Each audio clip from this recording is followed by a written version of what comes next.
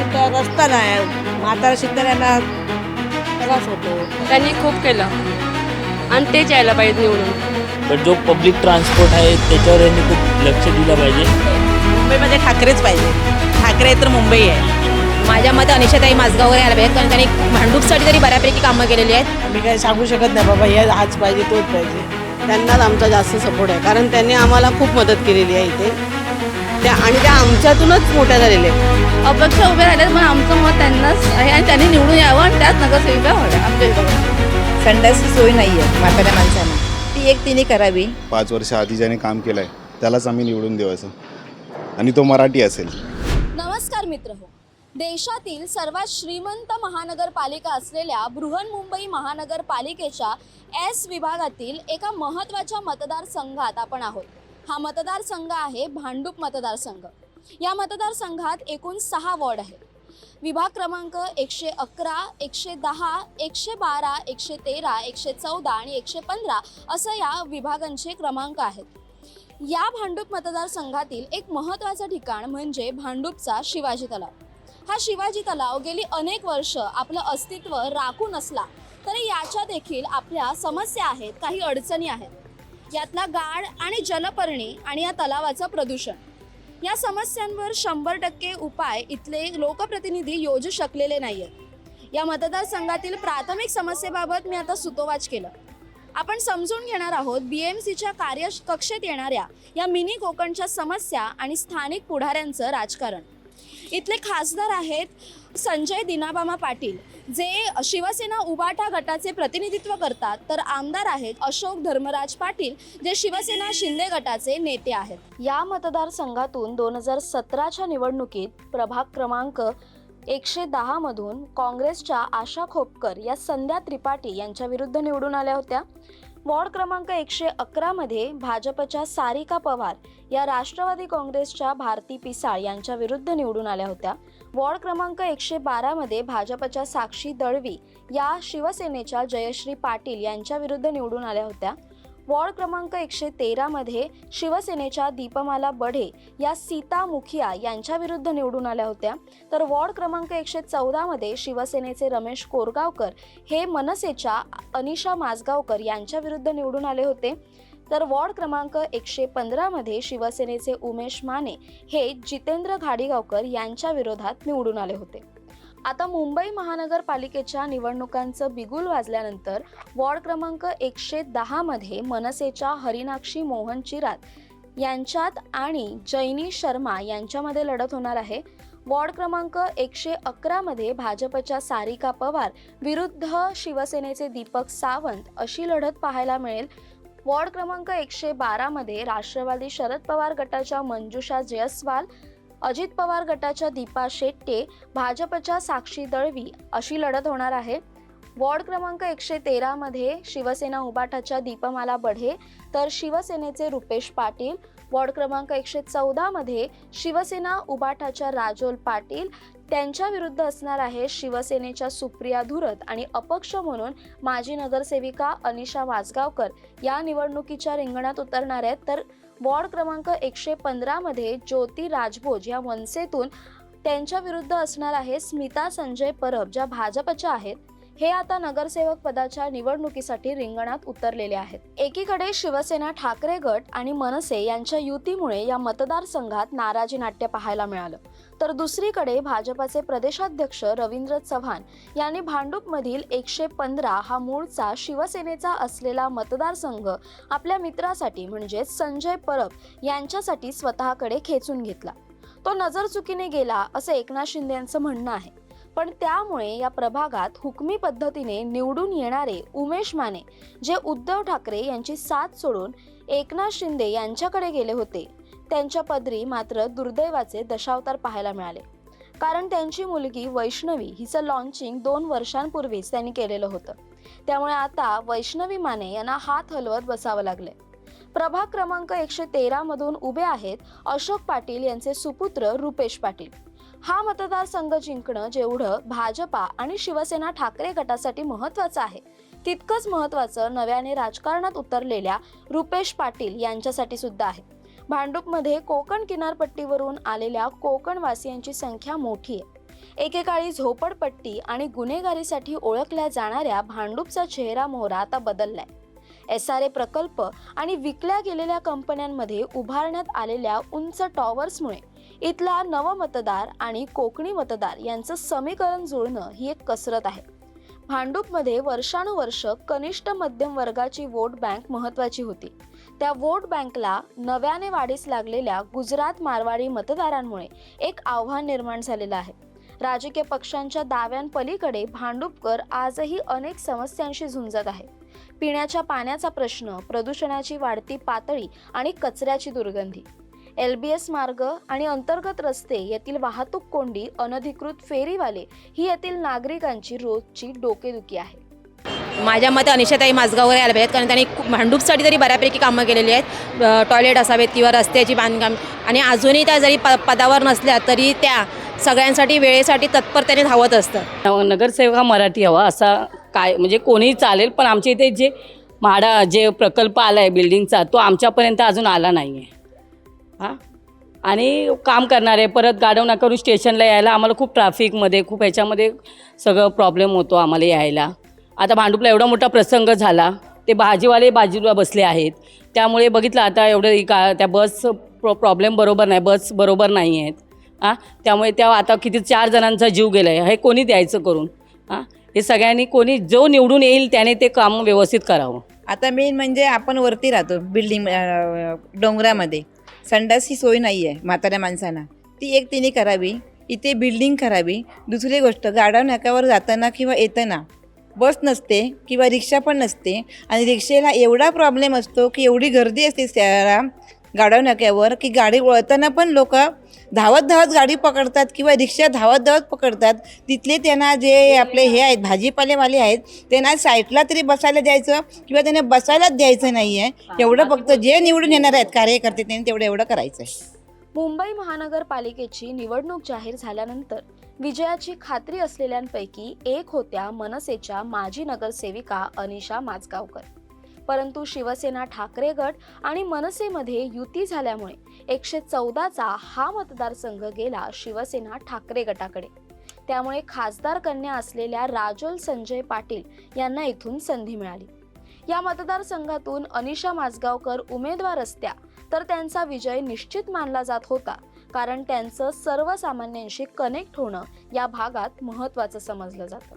अनिशा माझगावकर त्यांनाच आमचा जास्त सपोर्ट आहे, कारण त्यांनी आम्हाला खूप मदत केलेली आहे इथे।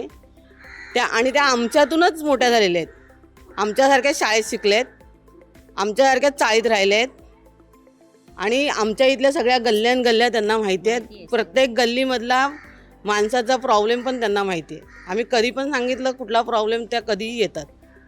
एक फोन जायची फक्त खोटी आहे, रात्र असू दे, रात्र असू दे, दिवस असू दे, पण कधीही वेळेला उपयोगाला पडणारे आहे, धावून येणार। सगळे लोक येऊन गेले, सगळे नगरसेवक येऊन गेले, पण कोणी काही केलं नाही। 1+1 पण अनिशा ताई माझगावकर निवडून आल्यावरच आम्हाला ती जागा ओपन करून दिली महिलांसाठी। त्यांच्यामुळे आम्ही आता काम करतोय एवढी वर्ष। जेव्हा लेडीज सीट आली ना, तर आम्हाला असं वाटलेलं की आमच्या अनिशा ताईंना ती सीट मिळेल, पण आम्ही खूप नाराज झालो अनिशा ताईंना सीट मिळाली नाही म्हणून। अपेक्षा उभ्या राहिल्यात, पण आमचं मत त्यांनाच आहे आणि त्यांनी निवडून यावं आणि त्याच नगरसेविका व्हाव्या आमच्या विभागातील।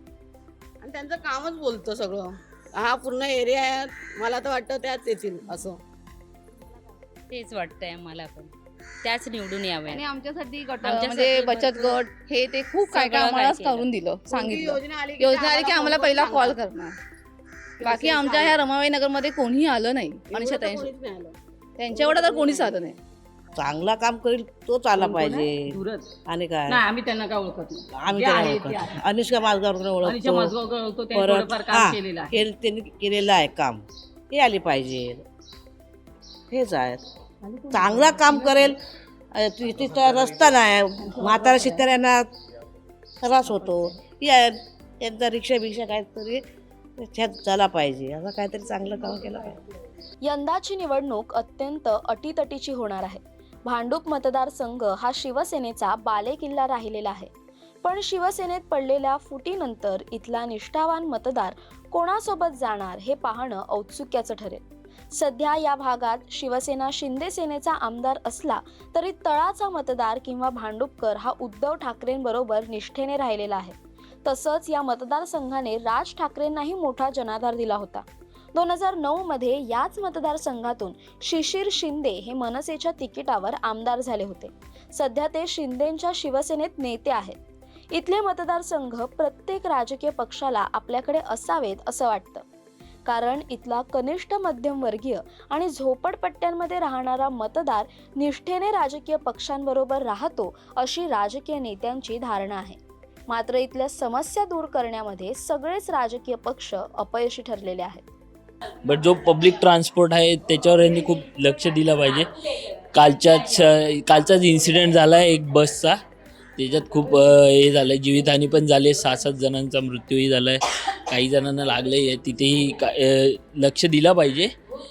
जो यावर लक्ष देईल त्यालाच मत आम्ही देऊ. आणि इकडच्या खूप काही समस्या आहेत, जेणेकरून बिल्डिंगचा प्रॉब्लेम आहे. म्हणजे बिल्डिंग डेव्हलपमेंटचा जो विषय आहे तो इथे खूप अटकलेला आहे, खूप काही वर्षांपासून अटकलेला आहे. तो यांनी सॉल्व केला पाहिजे. कोणीही जो निवडून येणारा असेल त्यांनी सॉल्व केला पाहिजे. हे सर्व शहानिशा करूनच आम्ही वोट देण्याचा प्रयत्न करू यावेळेला. सध्या इथे म्हणजे जो मराठी असेल, म्हणजे आधी पण ज्यांनी काम केलं आहे 5 वर्ष, त्यांनाच आम्ही निवडून देऊ असं. जो आता म्हणजे नवीन कोणी आला आहे त्यासाठी नाही, म्हणजे ज्याने आधी बघितलं आहे इथे, ज्याला हा माहिती आहे पूर्ण भांडूप म्हणजे काय ते 5 वर्ष आधी ज्याने काम केलं आहे त्यालाच आम्ही निवडून देऊ असं. आणि तो मराठी असेल, म्हणजे हिंदुत्व. मला तरी असंच वाटतं ठाकरे लेडीजसाठी तर खूप सपोर्ट देतात, त्याच्यामुळे तेच यायला पाहिजेत.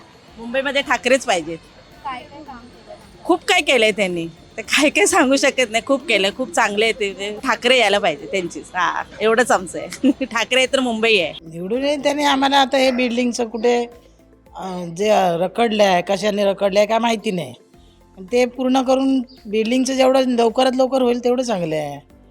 निवडून कोण आता काय आम्ही काय सांगू शकत नाही बाबा हे हाच पाहिजे तोच पाहिजे, पण कोण जो येईल त्याने चांगलं काम करून दाखवलं पाहिजे.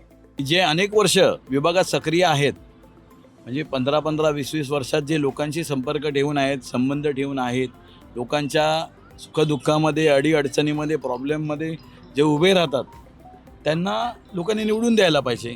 आणि जे अचानक कुठेतरी कुणाचं तरी तिकिटासाठी, स्वतःसाठी किंवा वैयक्तिक स्वार्थासाठी दुसऱ्यांनी जी मेहनत केलेली असते आणि त्याच्यावरती अन्याय करून कुठेतरी मोठी सेटिंग करून जे तिकीट घेतात, ते भविष्यात लोकांची कामं करतील की नाही करतील ह्याचं काही अंदाज आपण घेऊ नाही शकत. तर माझं एवढंच मत एक सामान्य नागरिक म्हणून, की जो खरा माणूस आहे, जो मेहनती माणूस आहे, जो आपल्या हक्कासाठी येऊ शकतो, वेळेला कधी रात्री अपरात्री येऊ शकतो, चांगला माणूस आहे, सुज्ञ माणूस आहे, योग्य माणूस आहे, आणि जो समाजामध्ये उठतो, बसतो, वावरतो, त्याचं नीतिमत्ता चांगली आहे, गुणवत्ता चांगली आहे, चांगले विचार आहेत, चांगलं करू शकतो व भ्रष्टाचारमुक्त विभाग करू शकतो, चांगली कामं करू शकतो, अशा व्यक्तीला आणि कुठलाही प्रकारचा गैरव्यवहार, गैरप्रकार, अन्याय, गुंडप्रवृत्तीची काही गोष्टी किंवा कुठलेही व्यसनाधीन, ह्या सगळ्या व्यसनमुक्तीसाठी प्रयत्न करणारे किंवा सगळा म्हणजे सर्वांगीण चांगला विकास, नगराचा जो विकास करणारा असतो व्यक्ती, तो नेहमी चांगला असावा. एस विभागातील या मतदारसंघामध्ये लोकप्रतिनिधी बदलत असले तरी भांडुपकरांच्या समस्या मात्र कायम आहेत. भांडुपच्या जलाशय केंद्रातून संपूर्ण मुंबईला पाणी पुरवठा होत असला तरी भांडुपमधील पाणी समस्या कायम आहे. जोडीला आहे इथूनच जवळ असलेल्या विक्रोळीच्या डम्पिंग ग्राउंडच्या कचऱ्याच्या दुर्गंधीची समस्या त्रासदायक ठरते. सर, आपण भांडूप बदलतंय असं म्हणतो, कारण आता छोट्या झोपडपट्टीपासून आता SRA प्रकल्प होत आहेत मोठमोठे. भांडूप बदलत जरी असलं, लोकप्रतिनिधी सुद्धा बदलत आहेत, पण तिथल्या समस्या मात्र तशाच आहेत. जसं की शिवाजी तलाव असेल किंवा पाण्याची समस्या असेल, त्याबद्दल तुम्ही काय म्हणा? आता माझं अधिवेशनातलं तर आपण भाषण ऐकलं असेल. अधिवेशनामध्ये मी प्रामुख्याने भांडूपच्या डेव्हलपमेंट संदर्भात बोललो असतो, आणि त्याचं मी नुसतं बोललो नाही, तर ही प्रक्रिया जवळजवळ 80% पूर्ण करत आलेली आहे. एक भांडूपमधल्या रस्त्याचं समस्या फार मोठ्या प्रमाणात आहे, कारण ज्या विभागाचे रस्ते सुरळीत असतात, व्यवस्थित असतात, तो डेव्हलप लवकर होतो. त्यामुळे 4 रस्ते जे मी प्रामुख्याने घेतलेले आहेत, क्वारी रोड असेल, हनुमाननगर प्रतापनगर असेल, टेंबीपाडा रोड असेल आणि गावदेवी रोड, हे 4 जे मोठे रस्ते आहेत ते करण्याचं म्हणजे DP रिमासमध्ये 60 फुटाचे आहेत, 90 फुट हे घ्यायला घेते. त्यांना प्रत्येकाला पात्रता करून घेतो, नोटिसा गेल्यात पात्र करून घेतो. त्यांना पर्यायी व्यवस्था म्हणून भांडूपमध्येच हक्काचं घर मिळालं पाहिजे त्याचे देखील आयोजन करून घेतलेलं आहे. आणि या निवडणुकीनंतर मात्र हे झपाट्याने हे रोड रुंदीकरणाचं काम चालू होणार आहे. त्याचबरोबर पाण्याच्या समस्या आम्हालाही भेडसावत आहेत, कारण डोंगराळ भाग आहे. एका बाजूला भांडूप हे पूर्ण मुंबईला पाणी पुरवतं आहे आणि त्याच भांडूपमध्ये 4 तास पाणी आम्हाला मुश्किलीने मिळतं आहे. बाजूचं मुलुंड आहे त्यांना 24 तास पाणी आहे. आणि हे मी सभागृहामध्ये देखील नागपूर अधिवेशनामध्ये बोललेलो आहे. पण हे 4 तास पाणी सुरळीत यायला पाहिजे, त्याच्यामध्ये टाईम वाढला पाहिजे, हे सगळं करतो आहे. त्याचबरोबर दुसरी समस्या आहे, तुम्ही बोलात शिवाई तलाव. तर शिवाई तलाव आजपर्यंत कोणालाही तुम्ही विचारा, शिवाई तलाव हा माझा म्हणजे जीवाचा प्रश्न आहे. कारण गेली 27 वर्ष शिवाई तलावामध्ये गणपती विसर्जनाचं काम म्हणजे कुठलंही शुल्क न घेता हे सगळं मी करतो आहे. आणि आता जे शिवाई तलाव दिसतं आहे ते 2014 ते 2019मध्ये त्या शिवाजी तलावाचं केलेलं ब्युटिफिकेशन असेल, बनवलेलं गार्डन असेल. मी स्वतः उद्धव साहेबांना आणि त्यावेळेस राहुल शेवाळे चेअरमन होते, स्टँडिंग कमिटी चेअरमन, त्यांना आणून निधी उपलब्ध केला आणि शिवाजी तलावाचं ब्युटिफिकेशन केलं. त्यावेळेस आमदार शिशिर शिंदे होते, त्याने देखील हातभार लावला आणि आजचं शिवाजी तलाव हे सगळं त्या माध्यमातून दिसतंय. समस्यांनी त्रासलेला भांडुपकर कोणाला कौल देणार?